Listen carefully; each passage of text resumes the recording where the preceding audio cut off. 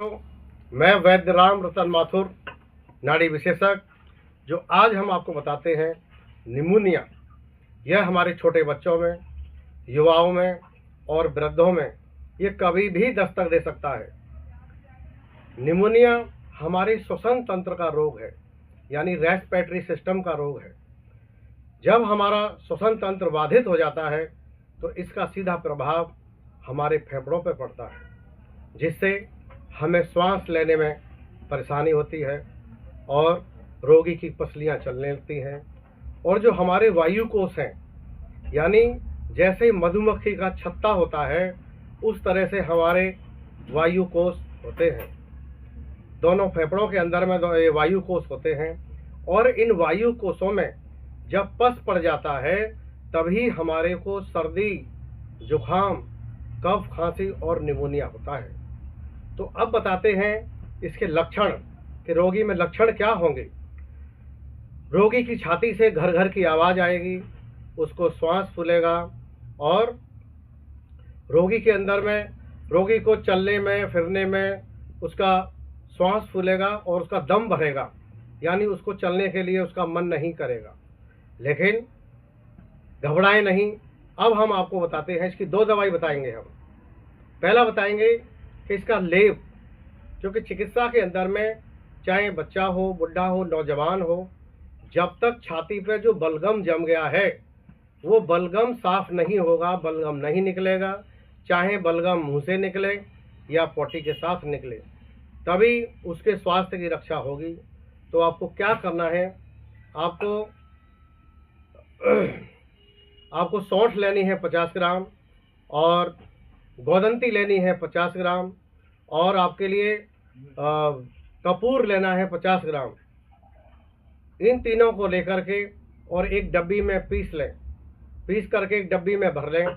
अब जितनी दवाई की आपको ज़रूरत है, जैसे 1 चम्मच यानी 5 ग्राम ये पाउडर है, तो आप कम से कम 1.5 चम्मच इसमें देसी घी मिलाएं गरम करके और उसका पेस्ट बनाकर छाती पे मलें।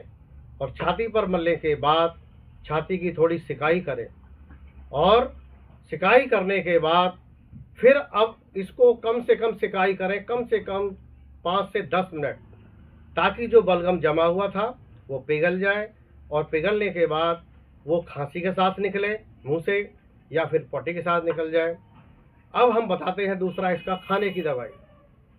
आपको सौंठ 50 ग्राम, काली मिर्च 50 ग्राम और छोटी पीपल 50 ग्राम और मुलेठी लेनी है 50 ग्राम, काकड़ा सिंगी लेनी है 50 ग्राम और अतीस लेना है आपको 40 ग्राम। अब इन सब दवाइयों को लेकर के और धूप में सुखा लें। धूप में सुखाने के बाद इसका पाउडर बना लें और पाउडर बनाने के बाद इसकी, यदि बड़ा है यानी जो 12 साल से उम्र के से अधिक हैं उनके लिए 2 से 3 ग्राम दवाई, 1 चम्मच अदरक का रस और 1 चम्मच शहद मिलाकर इसको चटाएं। और 12 साल से कम उम्र का बच्चा है तो उसके लिए 1 ग्राम, अधिक से अधिक 1.5 ग्राम दवाई, आधा चम्मच अदरक का रस और आधा चम्मच शहद, इसको मिलाकर दें। इससे निमोनिया रोग पूर्ण रूप से ठीक हो जाएगा।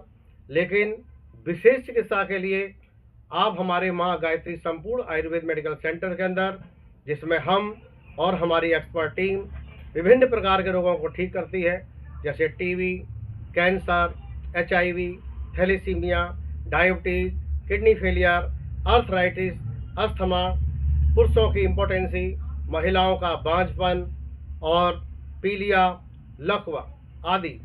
और हम अपने देश की जड़ी बूटी और रस भस्म, जैसे सोना भस्म, चांदी भस्म, अभ्रक भस्म, प्रवाल भस्म, वंग भस्म, त्रिवंग भस्म, स्वर्ण माक्षिक भस्म आदि अनेक रस भस्म और जड़ी बूटियाँ सभी प्रकार के रोगों में पूर्ण रूप से सहायक औषधि हैं।